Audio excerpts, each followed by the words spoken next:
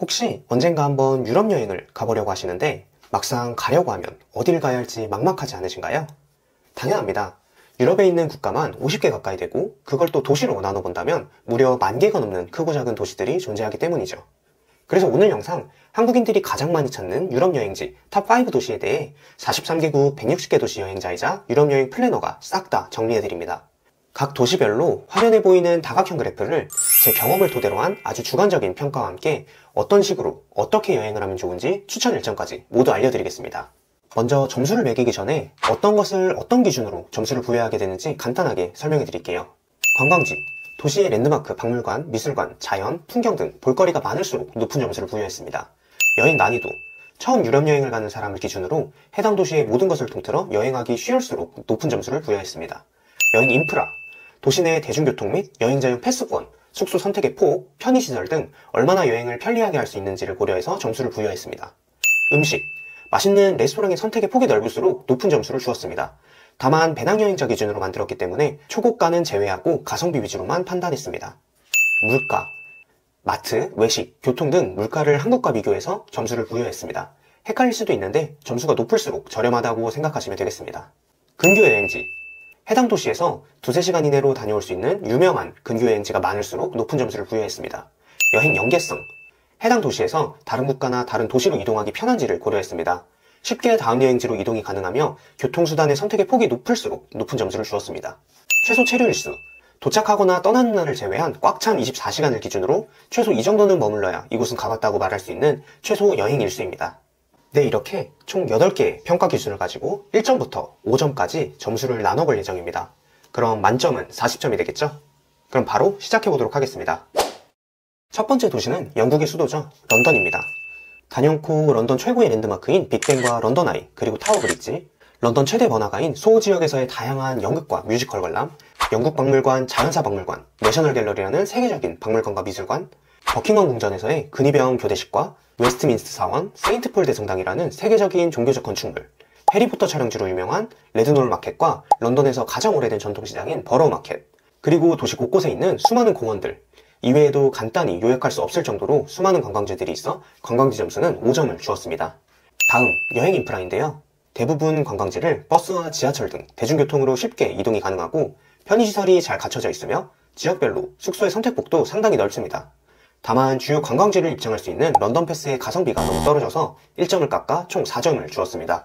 여행 난이도는 4점입니다. 그만큼 처음 가는 여행자들에게 크게 어려울 게 없다고 생각되는 도시입니다. 물가는 파운드라는 영국만의 화폐를 사용하며 파운드 자체도 비싸고 런던은 물가 자체도 비싸 스위스와 견줄 만큼 정말 비싼 물가를 자랑하는 곳입니다. 음식은 2점입니다. 여러분, 런던이 세계적인 미식의 도시인 거 혹시 알고 계신가요? 한때 세계 경제의 중심이 되는 도시로 세계 부자들이 가장 많이 사는 도시가 바로 런던이었죠. 그만큼 미슐랭 레스토랑도 80개가 넘는 미식으로 유명한 도시였는데요. 하지만 우리가 이런 미식을 하러 가는 게 아닌 이상 평범하게 먹을 수 있는 음식들은 형편없습니다. 그나마 맛있게 먹을 수 있는 게 피쉬앤칩스인데 생선이나 감자를 튀긴 게 세계 어디에서 먹든 맛이 없을 리가 있을까요? 그래서 개인적으로 여행자 입장에서 음식 점수는 2점을 주었습니다. 최소 체류일수는 런던만 여행했을 때 적어도 3일은 필요하다고 생각하고요. 1일차에 런던 서부지역, 2일차에 런던 동부지역을 크게 훑어보고 3일차에 박물관이나 미술관, 근위병 교대식 등 한 장소에서 시간을 많이 쓰는 곳들을 가시면 되겠습니다.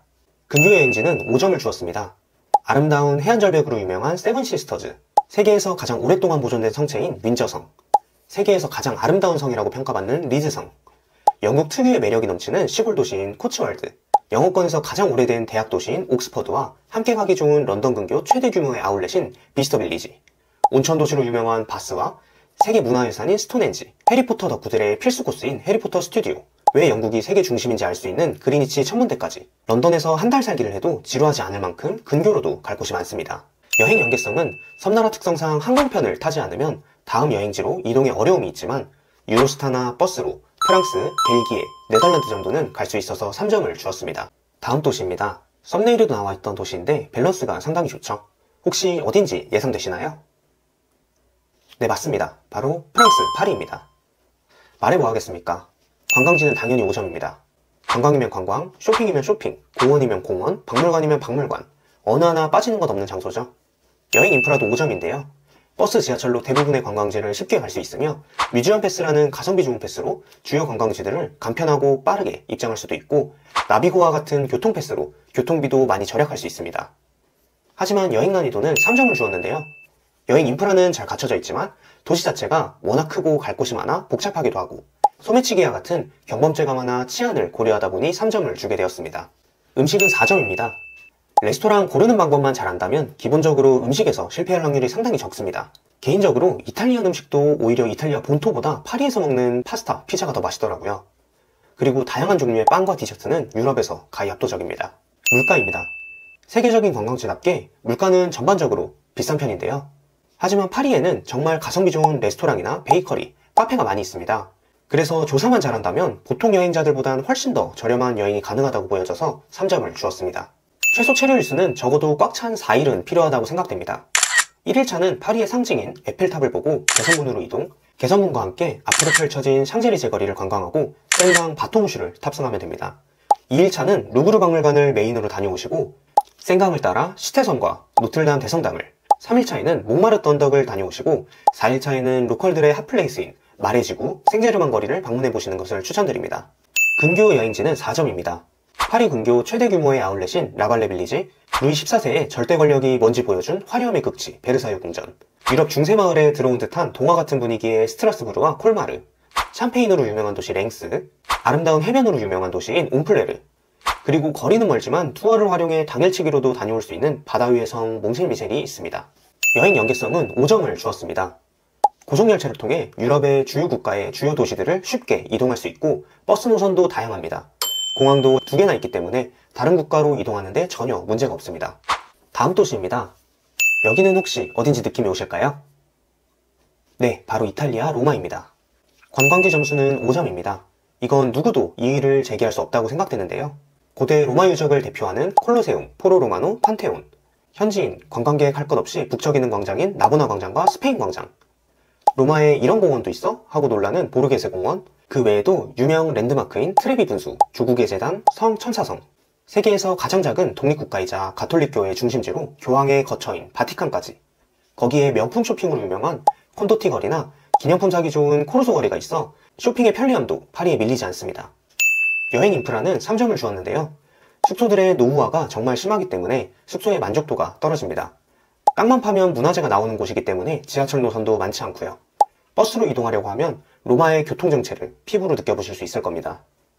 그리고 로마 패스와 로마 슈퍼패스라는 주요 교통 및 관광지 패스권이 있는데 이게 또 그렇게 가성비가 좋진 않습니다. 여행 난이도 또한 3점을 주었는데요. 일단 로마 대부분의 관광지를 날씨만 좋다면 도보로 다 둘러보실 수 있습니다. 그래서 대중교통을 탈 일이 많지 않아 여행하는 것 자체는 어렵지 않습니다. 다만 파리와 마찬가지로 소매치기 등 치안이 아쉬워서 3점을 주었습니다. 음식은 4점을 주었는데요. 세계적인 관광지 치고 합리적인 가격에 훌륭한 이탈리안 요리를 맛볼 수 있습니다. 다만 개인적으로 대부분 음식이 너무 짜다고 생각되어 1점을 뺀 4점입니다. 물가는 3점으로 파리와 런던과 같은 다른 도시와 비교해보았을 때 꽤 저렴한 편에 속합니다. 최소 체류일수는 3일로 1일차에는 로마의 주요 관광지들을 전반적으로 다 둘러보고 2일차에는 1일차에 못 가본 관광지와 함께 콜로세움, 포로 로마노 등 주요 관광지의 내부를 입장해봅니다. 3일차에는 바티칸을 최소 반나절에서 하루 정도 구경하고 바티칸과 함께 로마 시내의 야경을 둘러보는 일정을 추천드립니다. 근교 여행지는 2점을 주었습니다. 로마에서 렌트를 하지 않는다면 근교로 다녀올 만한 곳이 딱히 없습니다. 그래서 렌트를 하지 않는다면 보통 투어업체를 이용해서 폼페이, 소렌토, 포치타노를 다녀오는 남부 투어를 추천드립니다. 여행 연계성은 3점입니다. 로마의 위치를 보면 아시겠지만 이탈리아 남쪽에 위치하고 있습니다. 그래서 이탈리아 내 다른 도시로 이동은 편리하지만 다른 국가로 가기 위해선 항공편 이용 외에는 답이 없어서 3점을 줬습니다. 다음입니다. 그래프만 봐도 정말 가성비 좋은 여행지라고 생각되는데요. 바로 프라하입니다. 관광지 점수는 3점을 주었는데요. 수도이다 보니 랜드마크, 광장, 쇼핑, 공원 등 없는 게 없습니다. 하지만 도시 자체가 작기 때문에 솔직히 하루만 둘러봐도 다 볼 수 있는 정도입니다. 그래서 다른 도시와 비교해보았을 때 볼거리의 개수 자체가 적어서 3점을 주었습니다. 여행 인프라는 5점입니다. 프라하는 매년 1,500만 명 이상의 관광객이 방문하는 관광도시답게 관광 인프라는 잘 구축되어 있습니다. 숙소의 선택의 폭도 넓고 지하철, 버스, 트램, 푸니클라 등 대중교통도 이용이 편리합니다. 그리고 어디서든 쉽게 레스토랑과 카페, 마트를 찾을 수 있고요. 또한 프라하 비지터 패스라는 가성비 좋은 교통과 관광 패스권도 있어서 여행자들이 여행하기에 편리합니다. 여행 난이도는 5점입니다. 일단 도시 자체가 작아 걸어서 대부분의 주요 관광지를 모두 가볼 수가 있어서 대중교통 이용에 대한 스트레스가 없습니다. 그리고 가보시면 아시겠지만 작은 도시 플러스 한국인이 많이 가는 도시? 네, 맞습니다. 어디에서도 한국어가 들릴 겁니다. 그래서 그런지 처음 가도 무섭거나 어려운 느낌이 잘 들지 않습니다. 음식은 4점으로 굴라시라는 전통 음식이 한국인들 입맛에 잘 맞습니다. 그리고 그 외에도 다양한 음식들을 가성비 좋게 접해보실 수 있습니다. 그리고 맥주, 체코의 대표 맥주 브랜드인 필스너와 코젤, 한국에서도 한 번쯤은 접해보셨을 텐데요. 개인적으로 프라하에서 마셔본 코젤 다크는 더블린의 기네스 양조장에서 마신 기네스와 함께 평생 잊을 수 없는 가장 맛있는 맥주였습니다. 물가는 관광객이 도시 인구의 20배에 달하는 것 치고도 물가가 저렴한 편입니다. 레스토랑마다 다르지만 한 끼에 10,000원에서 15,000원이면 빵, 식사, 맥주까지 다 드셔보실 수 있어요. 최소 체류 일자는 2일로 1일차에는 낮에 구시가지 광장에서 까를교를 건너 프라하 성까지 올라가 프라하 성을 구경합니다. 그리고 아직 한국인들에게 많이 알려져 있지 않은 장소인 페트린 타워로 갑니다. 이곳에서 보는 프라하 성과 프라하 시내의 뷰가 상당히 인상 깊거든요.